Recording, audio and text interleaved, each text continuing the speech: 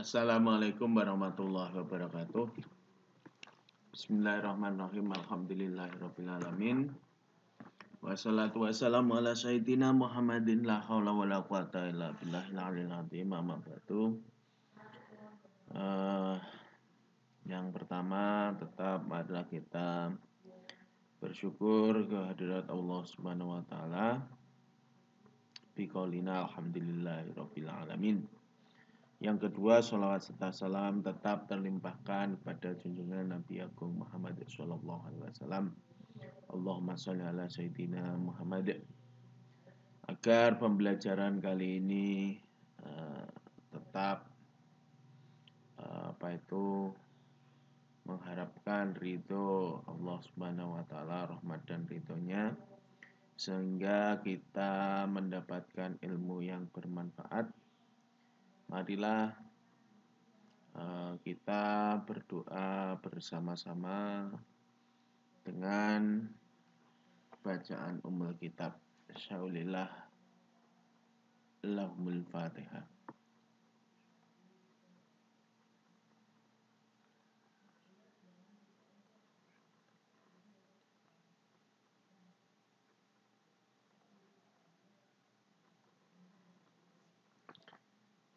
Untuk kali ini adalah sejarah ilmu manajemen.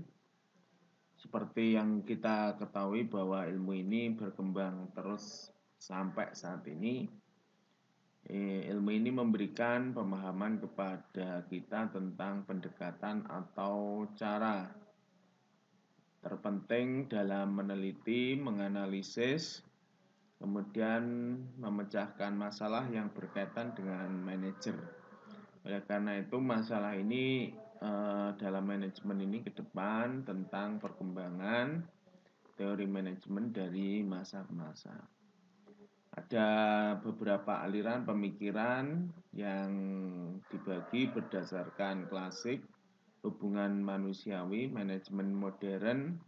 Inilah yang menjadi cikal bakal manajemen yang terus berkembang dengan berbagai aliran lainnya. Aliran klasik dikenal dengan pendekatan proses dan produksi, sedangkan hubungan manusiawi lebih ini dari bagaimana sumber daya manusia yang berada dalam organisasi.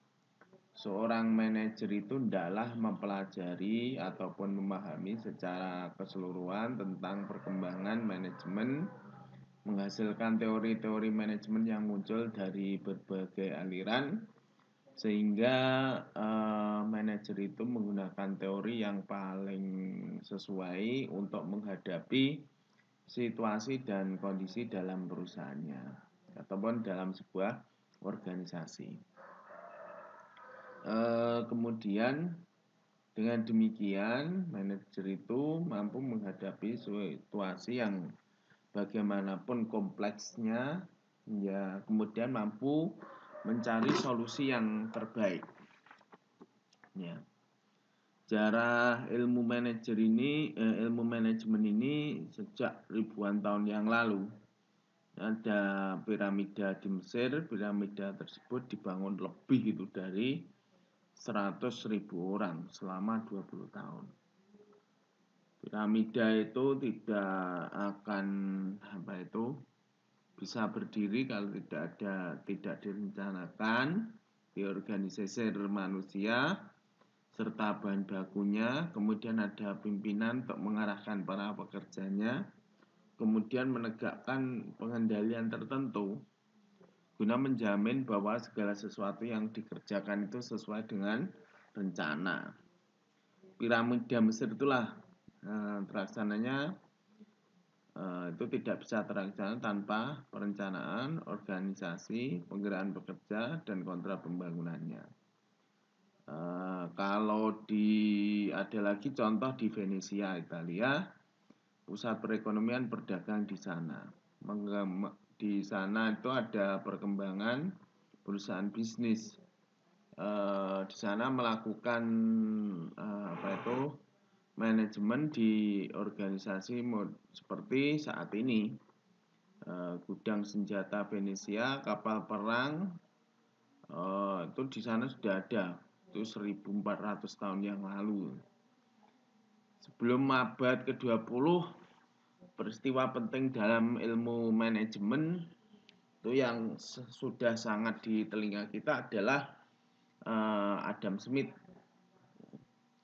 Dia menerbitkan doktrin ekonomi klasik, The Wealth of Nation, itu ya bukunya.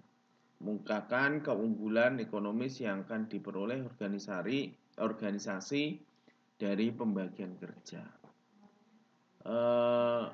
Kemudian Smith ini menyimpulkan bahwa pembagian kerja dapat meningkatkan produktivitas dengan meningkatkan keterampilan dan kecekatan pekerja.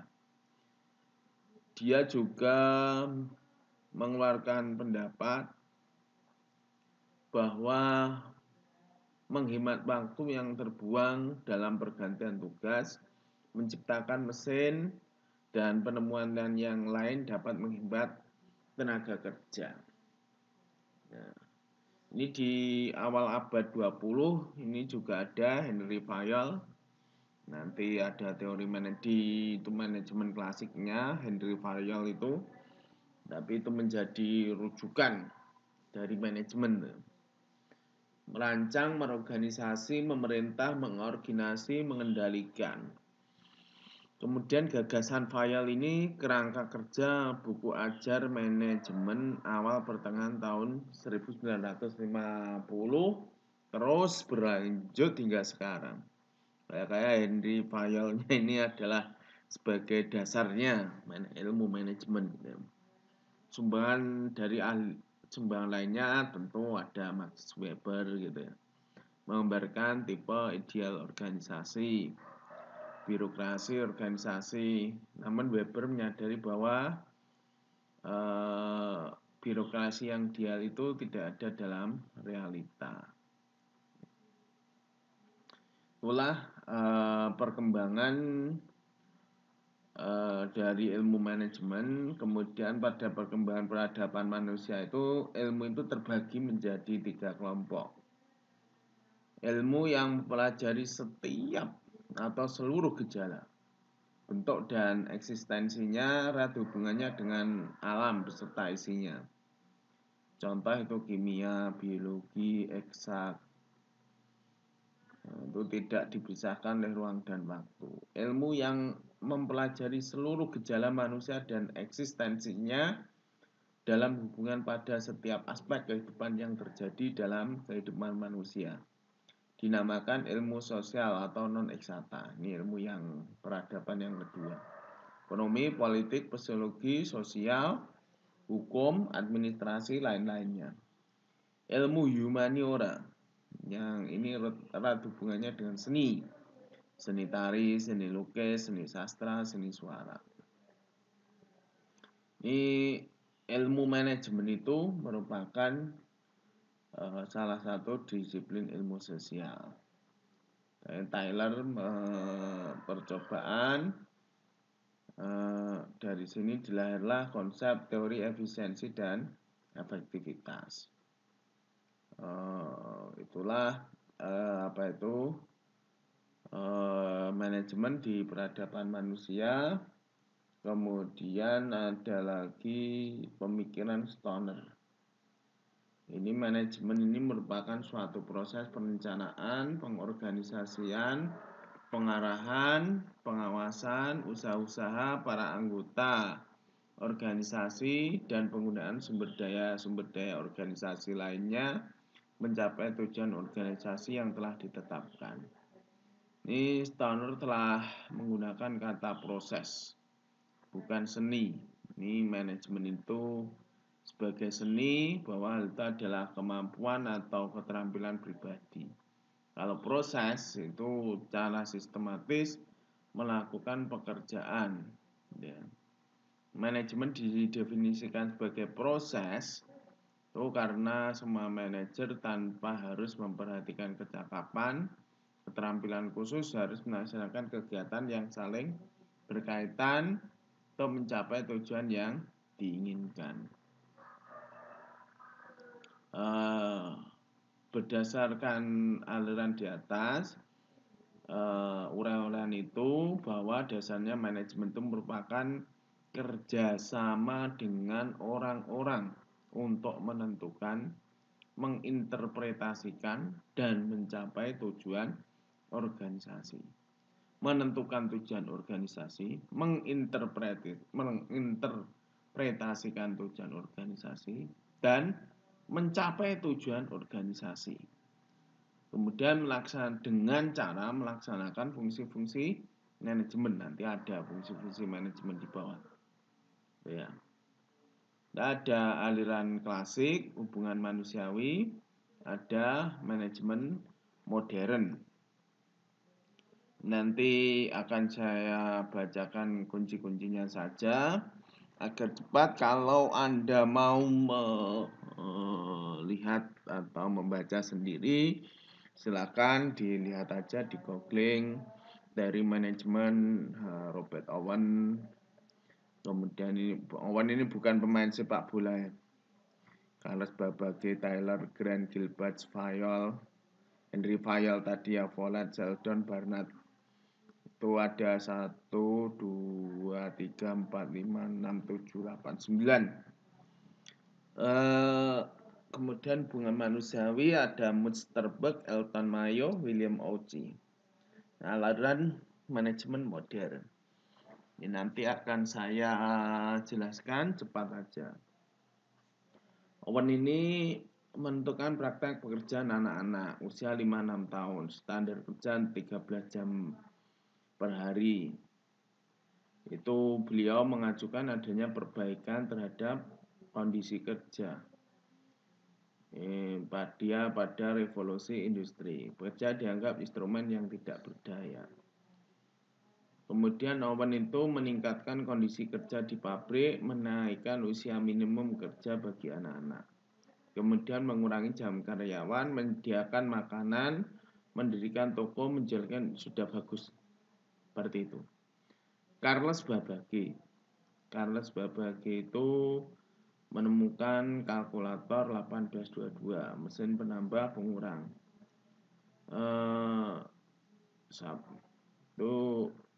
Itulah Carlos Babbage. Pembagian kerja berdasarkan spesialisasi pekerjaan yang sesuai dengan keterampilan tertentu. Itu Carlos Babbage. Frederick Taylor, dia dikenal dengan manajemen ilmiah dalam upaya meningkatkan produktivitas. Dia terkenal dengan gerakannya efisiensi kerja. Membuat prinsip intinya manajemen ilmiah terkenal dengan rencana pengupahan yang menghasilkan turunnya biaya dan meningkatkan produktivitas, mutu, pendapatan pekerja, dan semangat karyawan. Kemudian Grant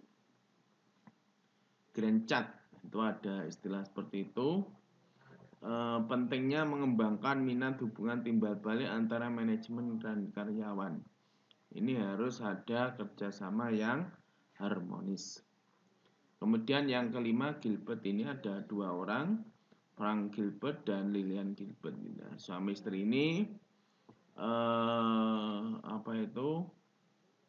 mengusulkan konsep 3 position plan of promotion. Ya, 3 peran dari setiap pekerja, pelaku, pelajar, dan pelatihan yang senantiasa mencari kesempatan baru. Kemudian Henry Fayol ini yang sangat fenomenal gitu. Dia punya buku General and Industrial Management. Silakan Anda lihat, pelajari gitu aja lah. Ada 6 macam kegiatan: teknis produksi, dagang, keuangan, keamanan, akuntansi. Manajemen itu ada 5, manajerial, proses manajer ada 5, planning, organizing, commanding, coordinating, controlling. Sudah bagus ini file. Kemudian ada Follett. Ya, file ada Follett. Hubungan antara karyawan dan manajemen bersamaan tujuan. Kemudian Sheldon Ini mempunyai 3 kebijakan. Manajemen seharusnya mampu menafsirkan sanksi moral. Manajemen mengambil prakarsa guna meningkatkan standar etika yang umum dalam konsep keadilan sosial. Ada Barnard yang terakhir, bukunya terkenal The Function of the Executive. Manajer berdasarkan pendekatan sistem sosial untuk mengerti dan menganalisis fungsi eksekutif. Itu adalah manajemen klasik. Sekarang hubungan manusiawi, ada Hugo Mansterberg menempatkan seorang pekerja terbaik yang paling sesuai dengan bidang pekerjaan yang akan dikerjakannya, menciptakan tata kerja yang terbaik, menggunakan pengaruh psikologis agar memperoleh dampak yang paling tepat mendorong karyawan. Ada sekarang yang kedua, Mayo.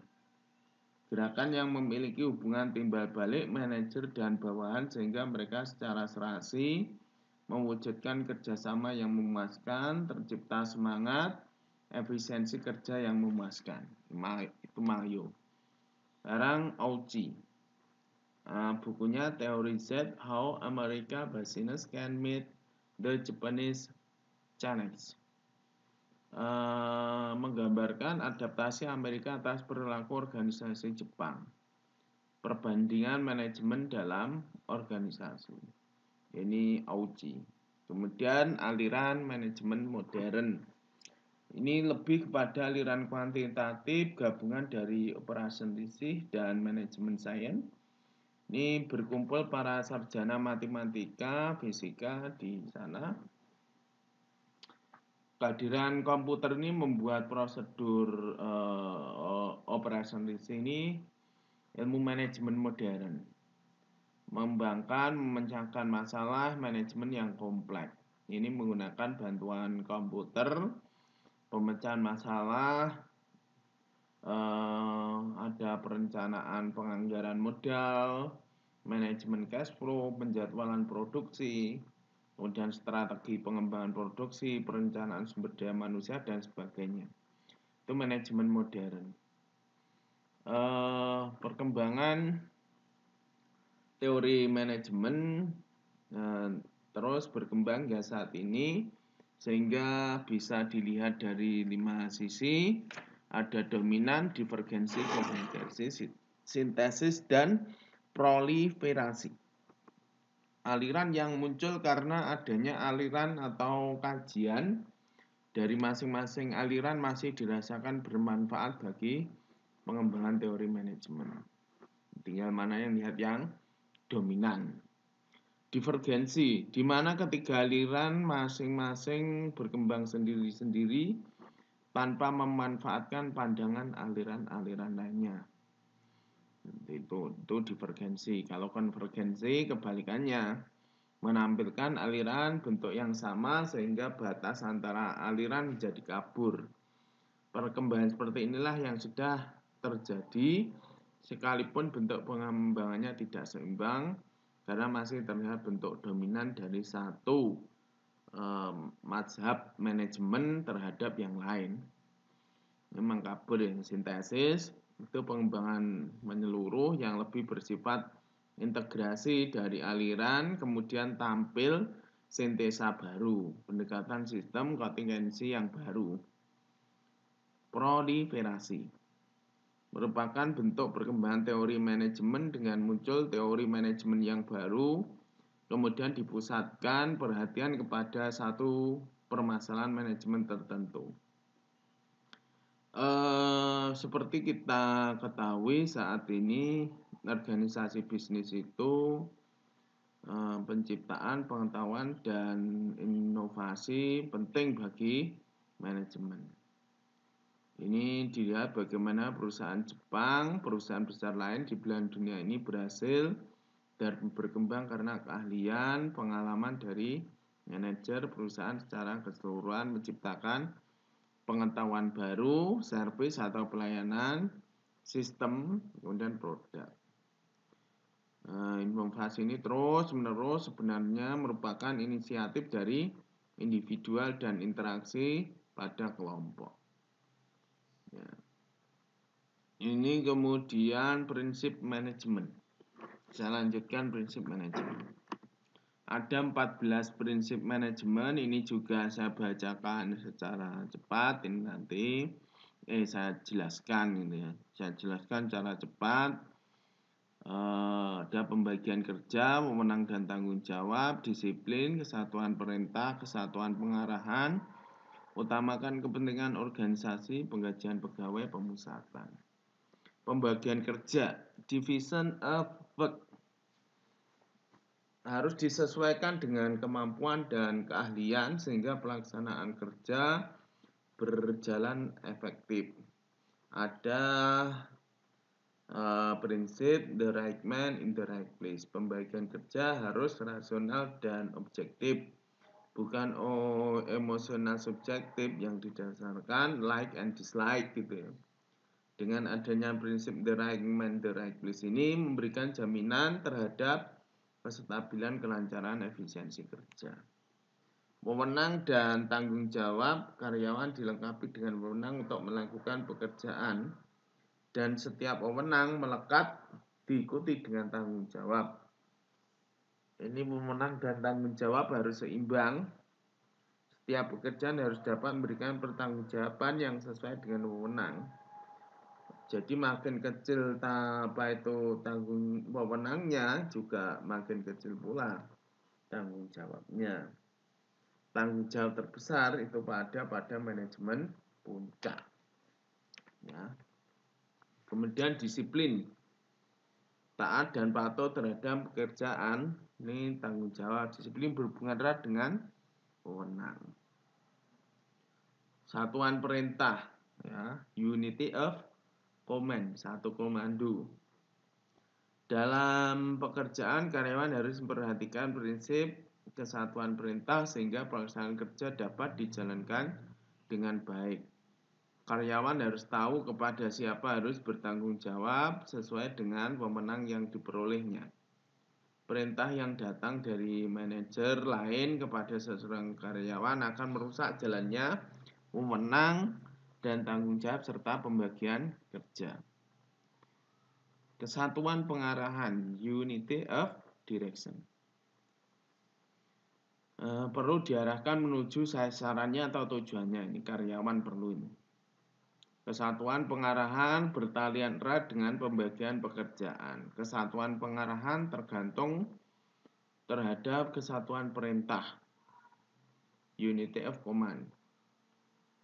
Karena itu perlu alur-alur yang jelas dari mana karyawan mendapatkan wewenang, kemudian melaksanakan pekerjaan, kepada siapa dia harus bertanggung jawab, kepada siapa harus mengetahui batas wewenangnya, agar tidak terjadi kesalahan.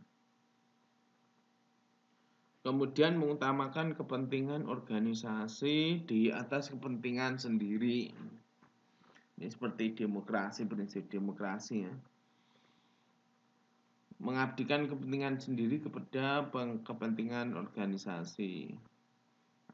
Ini sudah menjadi sebuah kewajiban, sesuatu yang given.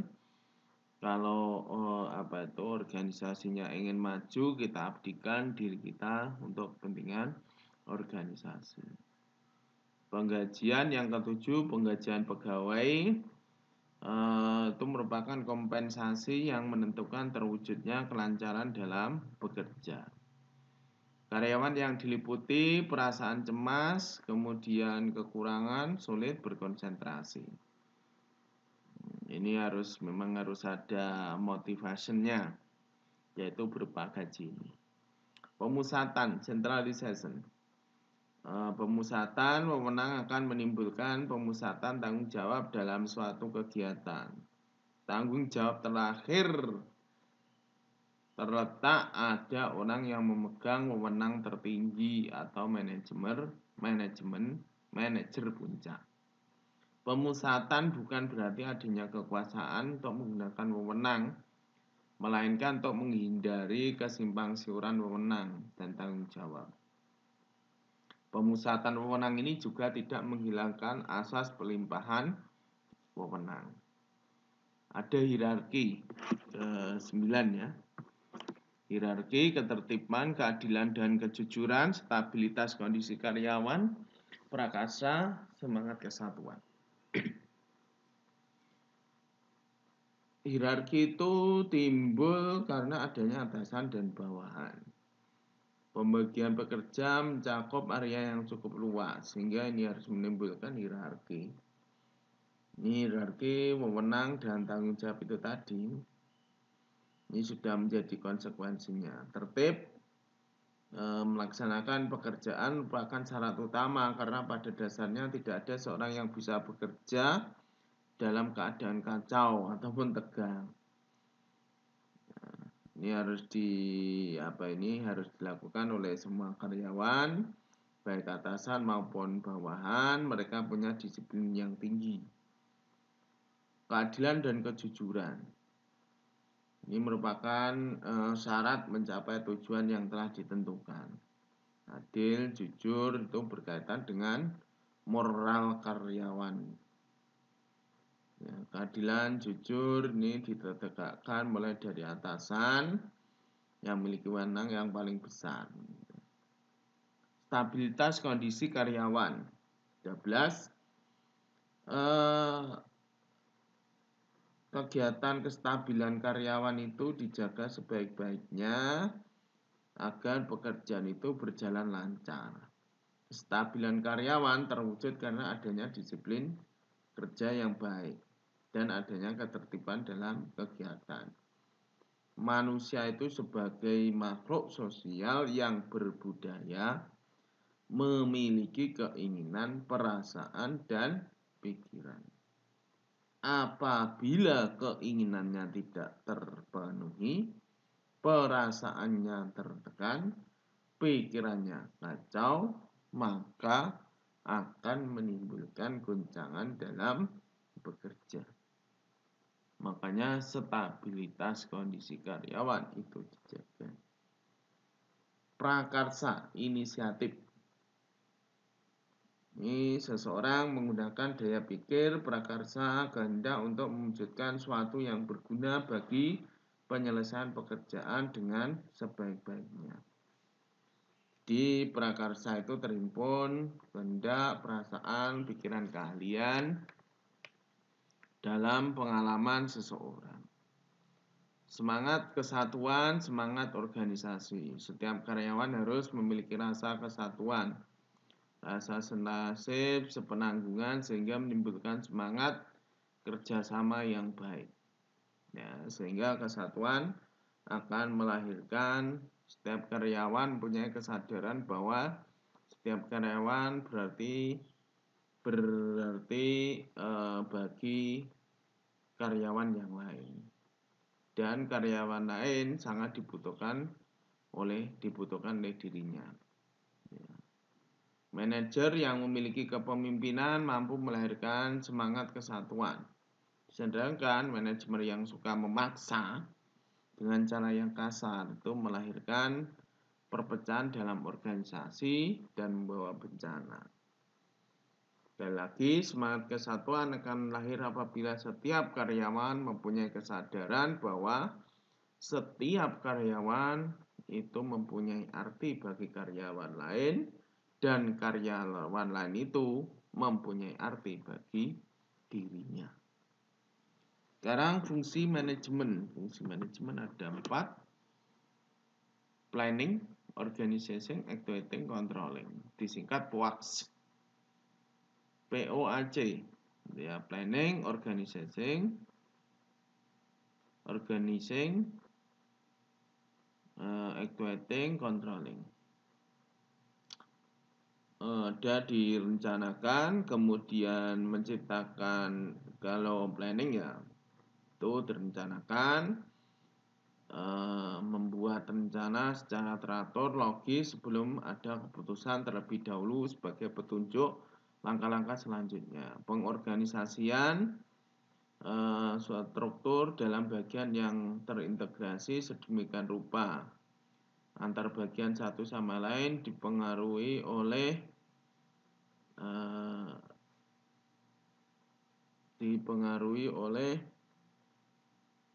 hubungan mereka dalam kesatuan struktur tersebut. Pengorganisasian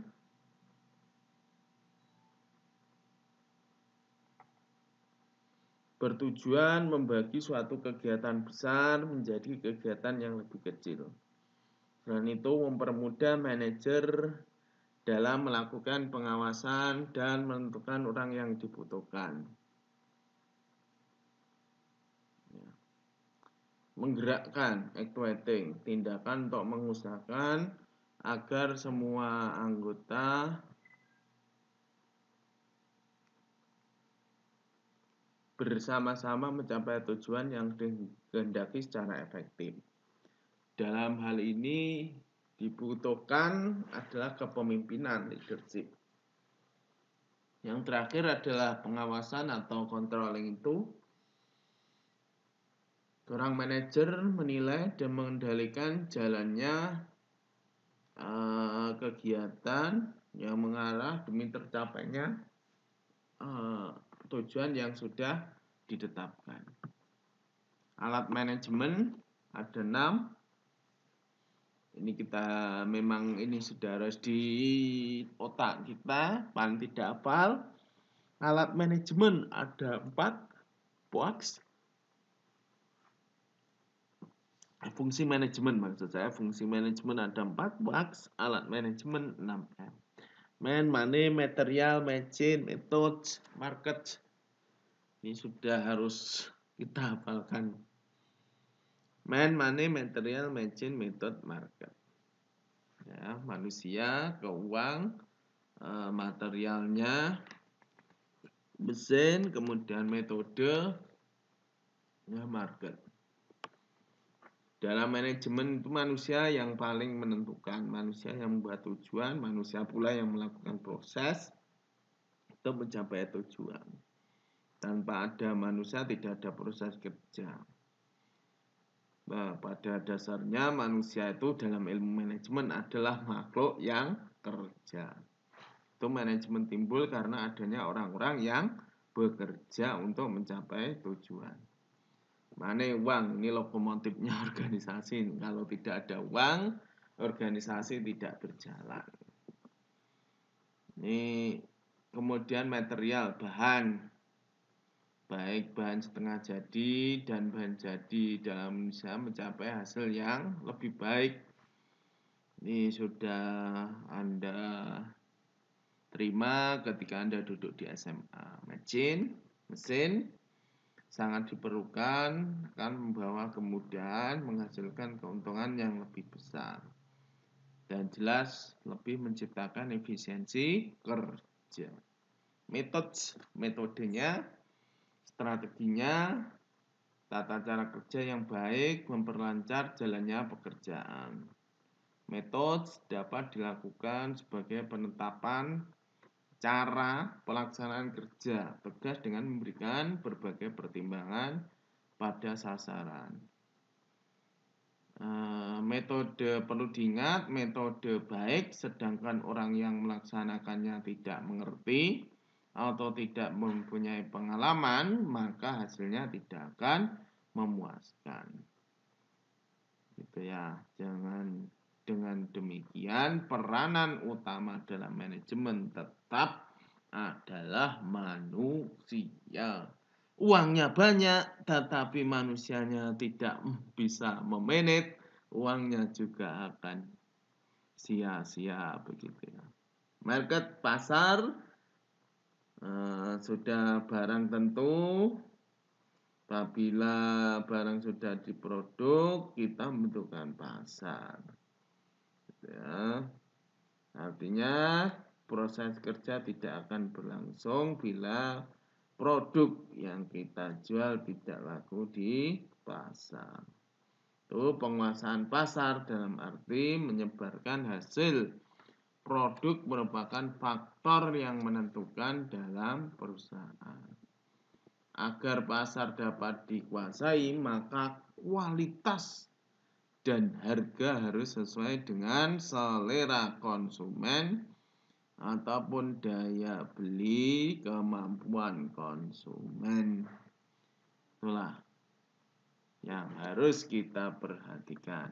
Oke, inilah yang Anda nantikan manajemen Islami.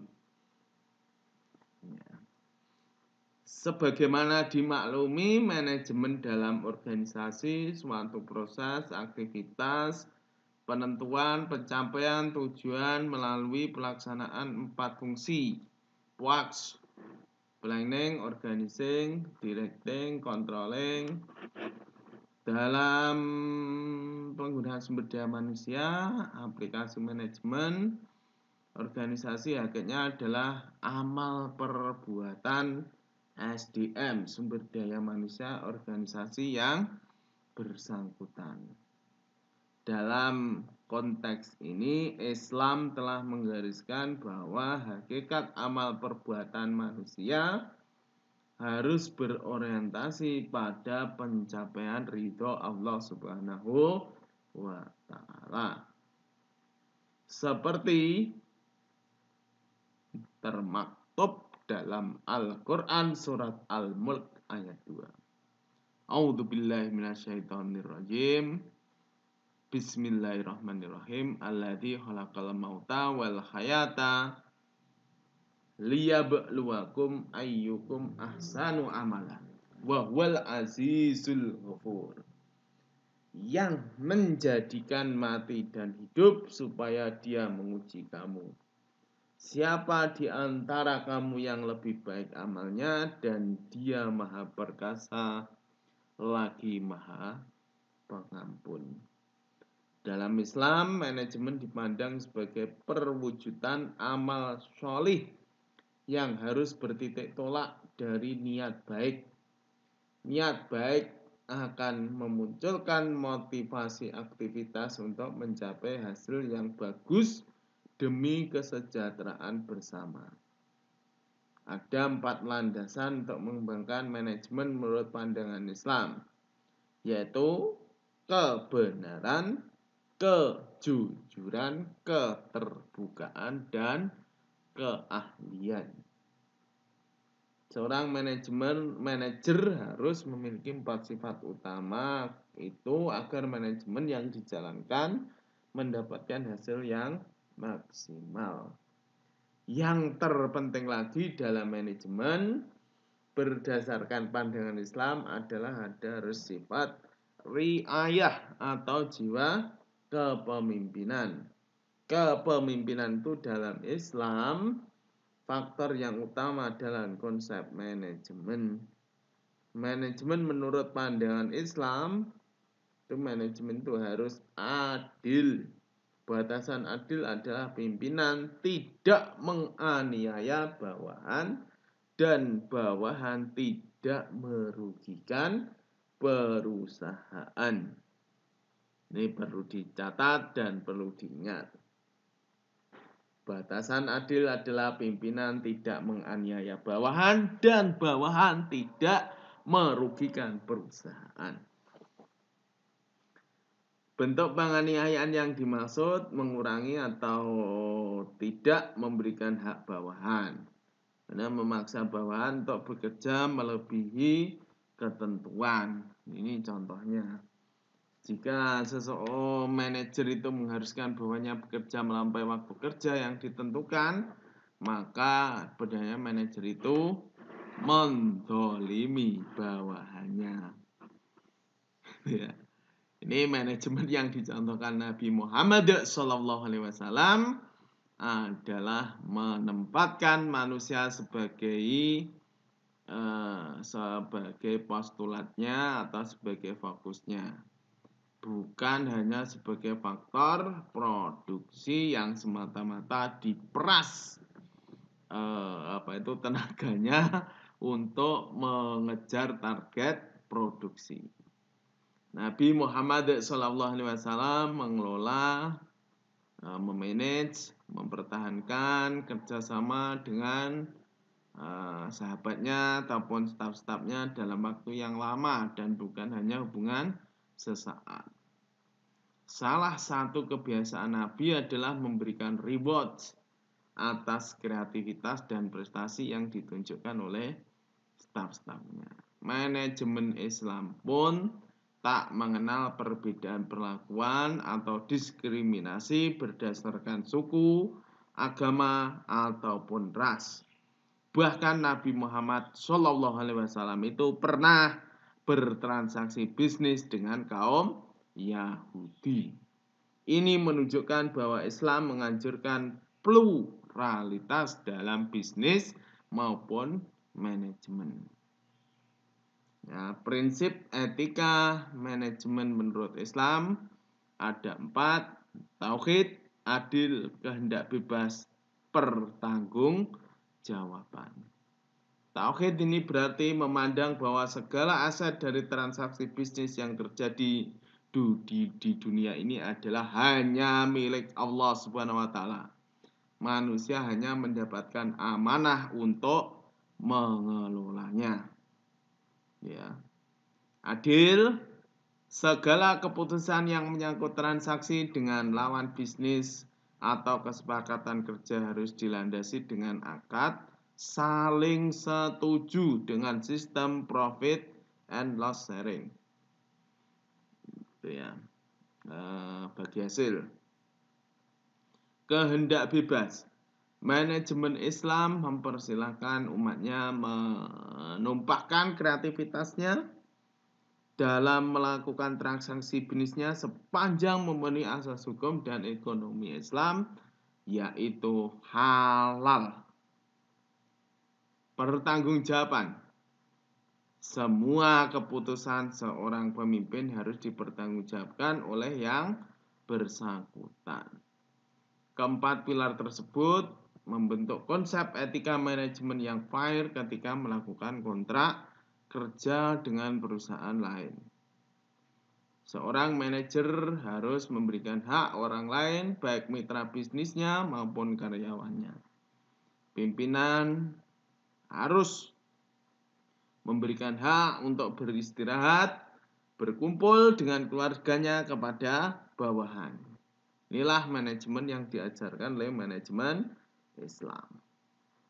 Ciri manajemen Islam yang membedakan dengan manajemen ala Barat adalah seseorang pemimpin dalam manajemen Islam harus bersifat lemah lembut terhadap bawahan.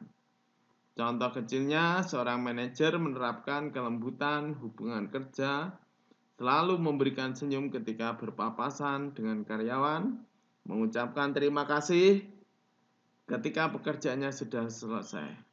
Bukankah memberikan senyuman itu merupakan ibadah? Itu juga merupakan sedekah. Manajemen pembangunan ekonomi Islam itu beranjak ilmu manajemen dan ekonomi Islam yang mengerahkan perhatian pada perilaku organisasi ataupun masyarakat dan pemerintah dalam menggerakkan dinamika manajerial dan manajemen pembangunan ekonomi. Hal ini berarti bahasan itu terarah bagaimana perilaku manajerial dan perilaku organisasi dalam dinamika ekonomi untuk mencapai kebahagiaan dan kehormatan baik organisasi maupun masyarakat, pemerintah pada bidang kehidupan ekonomi. Pembangunan ekonomi pada hakikatnya penataan berbagai aspek kehidupan masyarakat yang berhubungan dengan perekonomian suatu bangsa dan negara untuk meningkatkan kesejahteraan hidup masyarakat. Dalam kenyataannya, konsentrasi utama pembangunan ekonomi kita hanya terarah pada aspek materi dengan indikator pendapatan per kapita dan tingkat perkembangan investasi, produksi, dan tabungan. Ini menyebabkan dinamika manajemen dan manajerial pelaku ekonomi sangat terpengaruh pada penekanan konsentrasi indikator ekonomi yang harus menyebabkan terbangunnya tatanan pola pikir materialistik dan individualistik. Ini pada sisi lainnya, Ini dipersubur dinamika persaingan dan kehidupan yang bebas. Ini terlepas dari kaidah akhlakul karimah. Nah, inilah perkembangan ekonomi Islam pada akhirnya memadukan indikator materi, moral, penekanan yang terpadu antara aspek keuntungan dan kemaslahatan yang dapat diperoleh. Hal ini tentunya tidak terlepas dari tuntutan kesadaran individu atau perilaku ekonomi maupun pemerintah memenuhi kewajiban kemasyarakatan.